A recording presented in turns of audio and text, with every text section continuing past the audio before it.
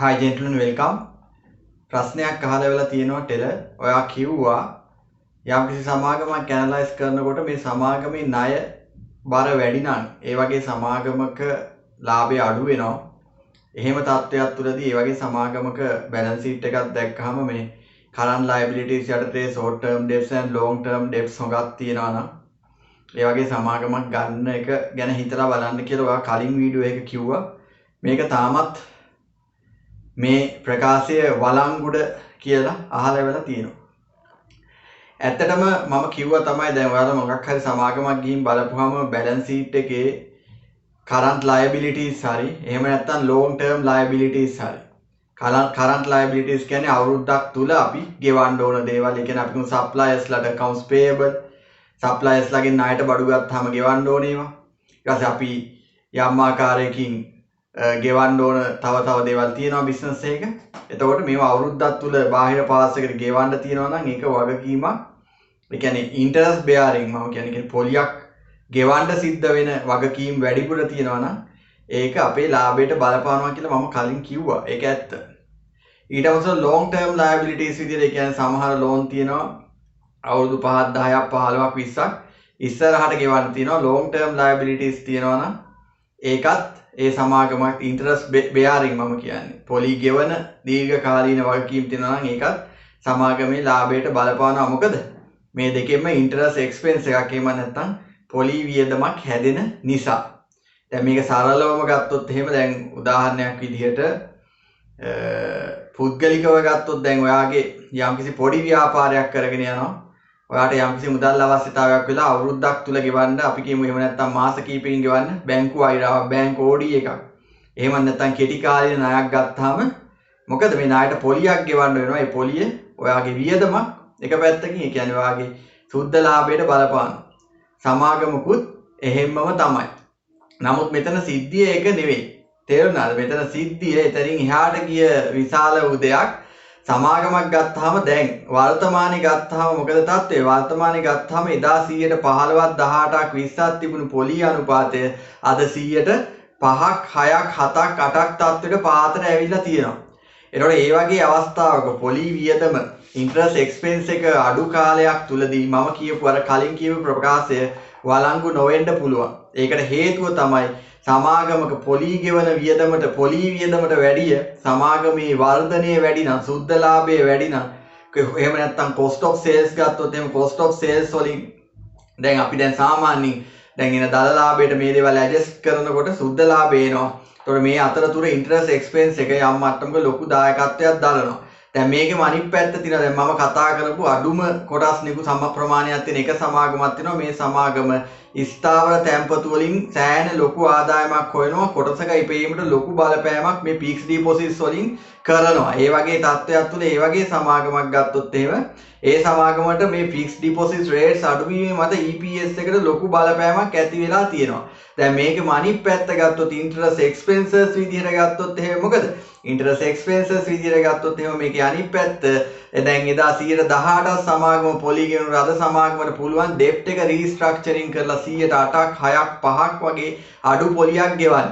ඒතර ව්‍යාපාරයේ වර්ධනය වෙනවා නම් 115ක් අපි කියමු දැන් උදාහරණයකට දල සුද්ධ ලාභයේ 115ක් හරි 120ක් විතර තියාගෙන යන බිස්නස් එක පොලිය 105ක් ගෙවුවා කියලා කමක් නැහැ. ඒ නිසා සමාගම ණයට අරගෙන හරියාකාරයකින් ආයෝජනයක් කරොත් එවැනි සමාගමක ආයෝජනය කරා කියලා ගැටලුවක් වෙන්නේ නැහැ. එවැනි සමාගම මොකද? ගෙවන පොලියට වැඩිය 3-4 ගුණයක් රිටර්න් එක හොයන නිසා ඒ හින්දා long term debts හරි short term debts හරි වැඩිපුර තිබුණා කියලා ඒ වගේ සමාගමකදී ගැටලුවක් ඇති වෙන්නේ නැහැ. විශේෂයෙන්ම වර්තමානයේ ගත්තොත් එහෙම රජයේ තියෙන ප්‍රතිපත්ති සහාය දේවල් එක්ක සමාගම් වලට සෑහෙන මට්ටමකින් ඉතා වාසිදායක තත්ත්වයක් වෙලා තිනවා. අඩු පොලියට ලබා ගන්න පුළුවන් ණය පහසුකම් ව්‍යාපාරය වර්ධනය කරගන්න. විශේෂයෙන්ම සෙක්ටර්ස් ගොඩක් මැනුෆැක්චරින් සහ අනිකුත් සෙක්ටර්ස් වලට මේක පැහැදිලිවම බලපානවා. විශේෂයෙන් ප්ලාන්ටේෂන් පැත්ත ගත්තත් මේවා පැහැදිලිවම බලපානවා. ඒ නිසා යම්කිසි සමාගමක් යම් ආකාරයකින් ණය අරගෙන අඩු පොලියට ණය ගෙවන්න දීර්ඝ කාලීනව ගත්තත් පාඩු වෙන්නේ නැහැ. මොකද වත්කම් වල ආයෝජනය කිරීම තුල වත්කම් වල මිල අඛණ්ඩව ඉහළ යනවා. රුපියල යගේ පහළ යෑමත් එක්ක සමාගමක තියෙන්නේ අපි කියමු දැන් මෝටර රට වාහන ගත්තත් බිල්ඩින් ගත්තත් තව දේවල් මේ ඇසෙට්ස් ගත්තත් ඇසෙට්ස් වටිනාකම වැඩි වෙනවා. රුපියලේ අවප්‍රමාණයත් එක්ක ඒ තුල සමාගම යම් ආකාරයක ලාභයක් ලබනවා. ඒ නිසා එතනදී මේ අහපු ප්‍රශ්නේ මම කලින් 118 15 පොලී තිබුණු කාලය මේකට අදාළ වෙන්නේ නැහැ කියන එකයි මගේ අදහස.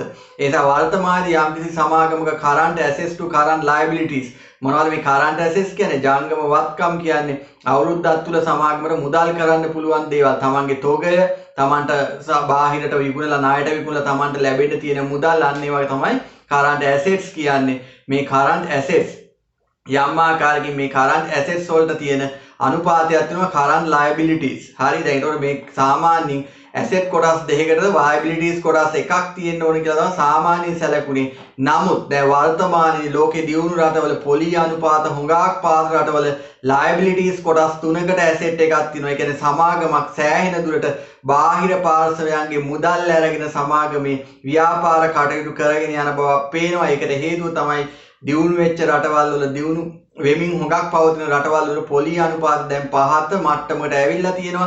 සමාගම 104ක් පොලී ගෙවනකොට 120ක් 115ක් සුද්ධ ලාභයකට යනවා නම් එතනදී සමාගමේ අභ්‍යන්තර ඉන්ටර්නල් growth එක පැහැදිලිවම වැඩි වෙනවා. ඉතින් ඒ වගේ තත්ත්වයක් තුලදී මේ assets current assets to current liabilities කියන එක ලොකු බලපෑමක් වෙන්නේ නැහැ. current liabilities වැඩි වුණා හරි long term liabilities එහෙම නැත්නම් මේ interest bearing liabilities වැඩි වුණා කියලා ඒක ලොකු ප්‍රශ්නයක් වෙන්නේ නැහැ. ඉතින් ඒ හින්දා මම කලින් කියපු එක 112ක් 15ක් 18ක් interest rate එක තියෙන එකකට අදාළයි. ඒ වෙලාවේදී අපිට ලොකු interest expense එකක් ගෙවන්න වෙන නිසා සමාගමට ඒක පැහැදිලිවම සමාගමේ කොටසක ඉපයීමට එහෙම නැත්නම් සමාගමේ ඉපයීම වලට බලපෑවත් වර්තමානයේදී මේ අඩු වෙලා තියෙන පොලී අනුපාත නිසා මේ වගේ වෙලාවකදී වැඩිපුර අනුන්ගේ සල්ලි එක සෙල්ලම් කරන සමාගම් වලට වැඩි ගමනක් යන්න පුළුවන්. ඒකට හේතුව තමයි සමාගමකට මේ වෙලාවේදී යම්කිසි මට්ටමකින් profit margin එකක් තියාගන්න පුළුවන්. සමහර සමාගම් වල profit margin එක එහෙම නැත්නම් gross profit margin එක net profit margin එක expand වෙලා තියෙනවා. ඒකට හේතුව තමයි විශේෂයෙන්ම ආනයනයන් සීමා කිරීම තුල දේශීය අමුද්‍රව්‍ය පාවිච්චි කරලා කරන නිෂ්පාදන කරන සමාගම් වලට තරගකාරීත්වය අඩු වෙලා තියෙනවා. ඒ තුල එයාලට හිතුව මනාපයට විකුණන්න පුළුවන් වෙලා තියෙනවා සමහර products. ඒක විශේෂයෙන්ම FMCG fast moving consumer goods ගත්තොත් ඒ sector එක ගත්තොත් FMCG කියලා ඔයාලා කියන දැන් ඔයාලා ගත්තොත් එහෙම ලංකාවේ තියෙන දැවැන්තම වැඩියෙන්ම කොටසක් රුපියල් 15000 17000ට විකින ස්වදේශී ඉන්ඩස්ට්‍රීස් ගිහිල්ලා හොඳම උදාහරණය බලන්න රෙකෝඩ් තියපු කම්පැනි එකක්. එක පැත්තකින් ඇයි ඩිවිඩන්ඩ් yield එක 0.0.0.0 වගේ ඒ ගණන් යන්නේ ඇයි? කොටසක ඉපීම තියෙනවා. දැන් ගත්තොත් දැන් quarter on quarter ගත්තොත් quarterly රුපියල් 2000ක 3000ක කොටසක ඉපීමකට ලේසියෙන් යන්න පුළුවන් සමාගමක්. හැබැයි ලාභාංශ දෙන්නේ රුපියලයි. එතකොට දැන් කොටස් වෙන්න පොලේ රුපියල් 15000යි විකිනෙන්නේ රුපියලක් ලාභාංශ දෙනකොට ඩිවිඩන්ඩ් yield එක කොච්චර අඩුයිද? ඒ නිසා ඒ වගේ සමාගම් තියෙනවා. නමුත් හරියට earnings විදියට ගත්තොත් එහෙම සමාගමේ යම් මට්ටමකින් දවසක රුපියල් 25000 30000 මට්ටමට යන්න පුළුවන් ස්වදේශී ඉන්ඩස්ට්‍රීස් ගත්තොත්. ඊළඟට ගත්තොත් එහෙම සමහර සමාගම් දැන් හරිස්චන්ද්‍ර වගේ ගත්තොත් එහෙම ඒවත් වේගෙන් උඩින් විකින්න සමාගම්. නමුත් මේ සමාගම් වල ඉපයීම් වැඩි වෙලා තියෙනවා. හේතුව මේ වගේ සමාගම් වලට ණය අරගෙන ණය ආයෝජනය කරත් සමාගමේ වර්ධනය ඊට වඩා වේගවත්. ගෙවන ණයට පොලියට වැඩි ගෙවන්න ඕන පොලියට වැඩි එන ආදායම හුඟක් වැඩි. ඒ නිසා FMCG companies වලට මේ තියෙන favorable industry situation එකක් තුල යම් කිසි ලාභයකට වාසියකට යන්න පුළුවන්. ඉතින් ඒ වගේ සමාගම් තියෙනවා. ඒ වගේ සමාගම් වලදී මේ current assets liability scenario එකේදී වගකීම් වැඩි වුණා කියලා බය වෙන්න දෙයක් නැහැ. හැබැයි අර මං කිව්වා වගේ ඉහළ පොලිය අනුපාත තියෙන කාලෙදී මේ දේ වෙනස් විදිහට සලකන්න ඕන.